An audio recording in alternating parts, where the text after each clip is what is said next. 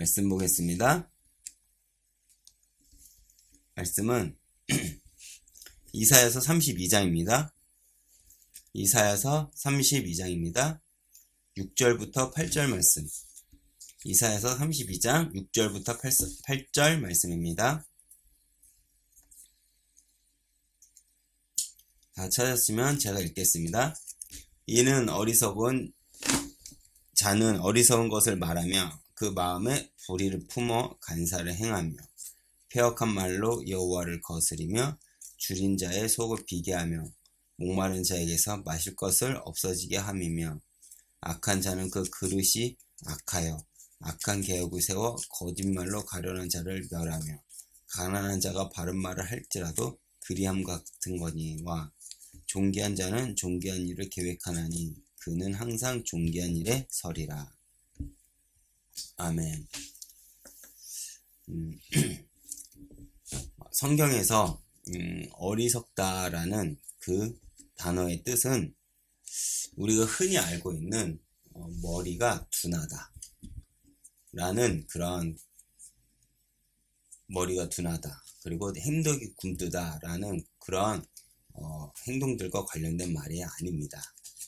그렇다면 이 어리석다라는 이 단어는 무엇을 가리키는 걸까요? 바로 마음이 완악함과 관계되는 것을 이제 가리키는 말입니다. 왜 성경은 그렇다면 어리석음을 마음이 완악한 것이라고 했습니까? 이것은 마음이 완악하면 우리에게 가장 먼저 나타나는 현상이 바로 하나님과 관계가 끊어지는 것이기 때문에 그렇습니다. 그래서 성경에서 어리석은 자들을 이야기를 하면 그들의 특징은 무엇이냐라고 하면 하나님을 바라보지 않고 세상, 즉 우상, 바알과 아세라를 섬기는 이들을 가리키는 것이죠. 다시 말해 성경은 하나님을 떠난 상태가 어리석음이라는 것을 우리에게 알려주는 것입니다. 그렇기 때문에 인간은 처음부터 어리석은 자요. 그래서 하나님을 떠난 우리 인생 그 자체는 사실 마음이 완악해질 수밖에 없습니다. 즉 우리는 본질상 진노의 자녀가 우리의 실존의 모습이죠. 우리 인생 가운데 우리가 아무리 열심히 산들 우리에게 선한 것이 무엇이 있겠습니까? 모든 사람들이 내가 피해보지 않는 선에서는 그나마 선을 베풀 수가 있을 것입니다.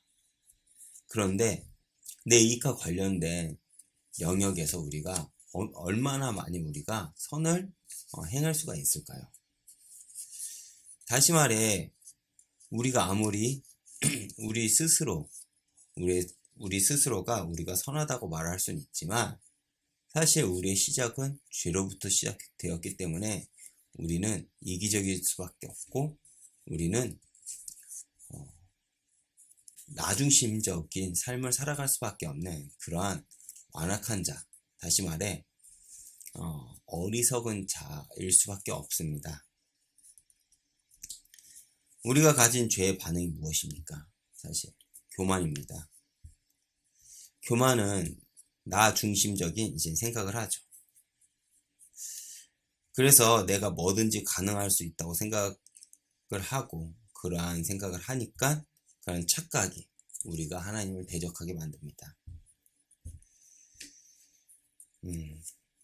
한번 우리를 돌아보면 우리가 우리가 시간이 많고 돈이 많으면 어떠한 우리가 생각을 할까요? 선한 일을 생각하기보다는 죄를 먼저 생각합니다.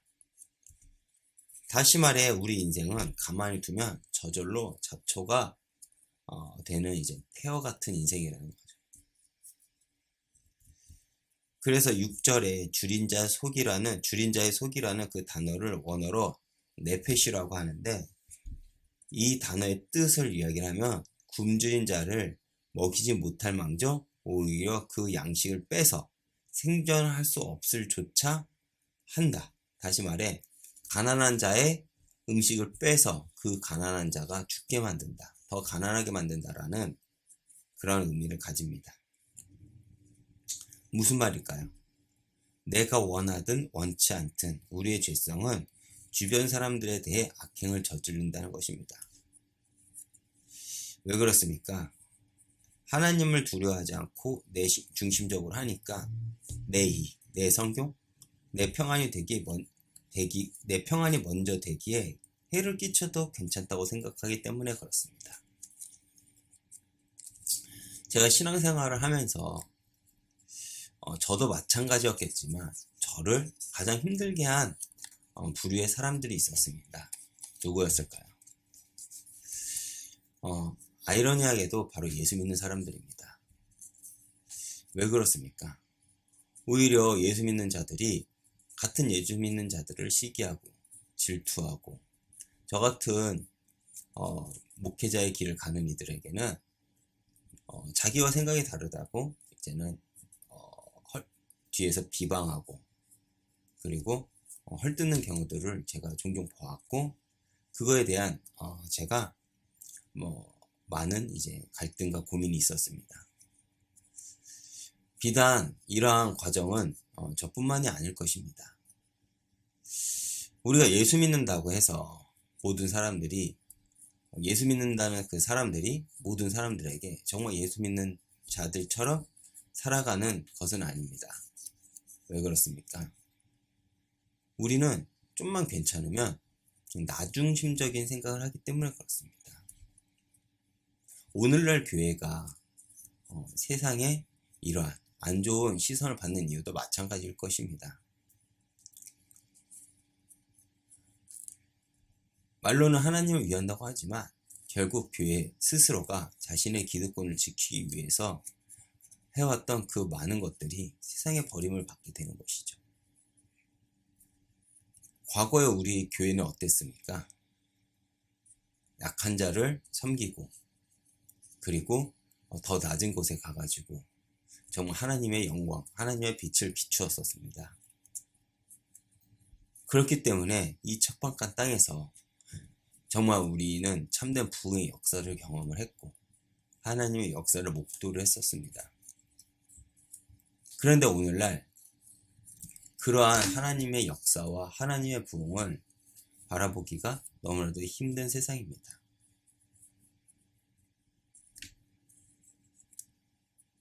시스템과 프로그램이 사람을 만들어내고 교회를 다니는 많은 성도들도 정말 하나님을 믿는 것이 아니라 마음의 위로를 얻는 정도, 마음의 양식을 쌓는 정도, 그리고 교회가 어느 순간 인간관계 형성을 하는 그러한 장소가 되어버렸습니다. 그래서 예배는 형식이 되어버렸고 교회 프로그램은 세상을 쫓아가게 되었죠. 그리고 교회가 세상과 마찬가지로 정말 교회의 이익을 위해서 정말 교만해져버린 것입니다. 그래서 세상 그 어떤 것보다도 빨리 교회는 세상에 버림받아 되는 것이죠. 그런데 존귀한 자는 어떻습니까? 여기서 존귀하다라는 단어는 원어로 나디브라고 합니다. 이 단어는 외부적 요인에서가 아니라 그 내면에서 우러나는 자발적 동기에서 이웃을 돌보고 힘쓰는 성품을 가리킵니다. 존귀한 자는 존귀한 일을 계획한다고 했습니다. 무슨 말입니까? 이 땅에서 하나님의 은혜를 흘리는 자로서 쓰임을 받는다는 것입니다. 어떻게요? 그 존귀하다는 단어, 나디브라는 단어가 의미한 것처럼 정말 우리가 예수를 믿기 때문에 아까 제가 앞서 말했던 것처럼 과거 우리 교회가 그랬듯이 낮은 곳에서 하나님의 빛을 비추는 그러한 모습을 갖추는 자가 존귀한 자라는 것이죠. 즉, 이 땅에 하나님의 복을 흘리는 복의 근원이 된다는 것입니다.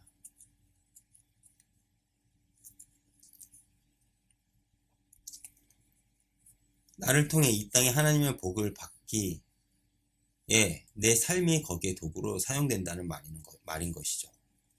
어디서 우리가 가지고 있는 복을 흘릴 수 있을까요?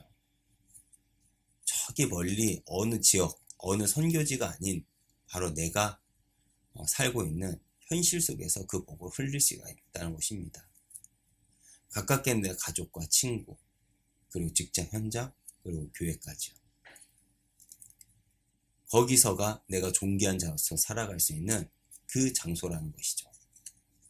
그 장소의 시작이라는 것입니다. 그렇지만 우리가 하나님과 관계가 깨진 완악한 마음을 가지고 산다면 그 자체가 저주가 되는 것입니다. 우리가 저주받은 인생을 살지 않기 위해 우리가 해야 될 것은 무엇입니까? 우리는 날마다 하나님께서 주시는 은혜를 받아야 된다는 것입니다. 그렇지만 하나님은 그 복의 흘리심을 개인을 넘어 교회를 통해 이 땅의 은혜를 흘리십니다. 다시 말해 교회의 축복은 개인을 넘어선다는 것이죠. 내 개인이 교회인과 동시에 우리가 하나가 될 때 그 교회의 온전한 축복을 우리가 흘릴 수 있다는 것입니다. 그렇게 하나님의 은혜를 경험한 자는 가장 먼저 교회로서 역할을 감당합니다. 그래서 하나님의 은혜를 입은 자들은 서로 한 몸을 이루는 교회가 되죠. 또 존귀한 자는 하나님의 뜻을 알기 위해 매일 하나님과 교제하며 하나님을 향한 마음을 가지게 됩니다. 우리가 정말 하나님의 은혜를 경험한다면 존귀한 자로서 우리는 살아갈 수밖에 없죠. 왜 그렇습니까? 내가 받은 복이 너무 크기에 그 복을 내가 있는 현장에서 내가 만난 이들에게 흘리는 자가 되기 때문에 그렇습니다. 어떻게 그럴까요? 겸손한 마음으로서 정말 예수가 우리를 섬기셨듯이 우리도 그들을 섬기고 정말 그들을 배려하며 그들에게 친절을 베풀면서 하나님의 영광을 드러내는 그런 삶을 살아가기 때문에 그렇습니다. 다시 말해 내 전 삶을 들여 나의 말을 넘어선 나의 삶이 복음을 증거하는 도구의 삶으로 살아가기 때문에 그렇습니다. 그래서 오늘도 여러분들이 하나님의 복을 흘리시는 존귀한 자로 세워지는 하루가 되길 기도하겠습니다.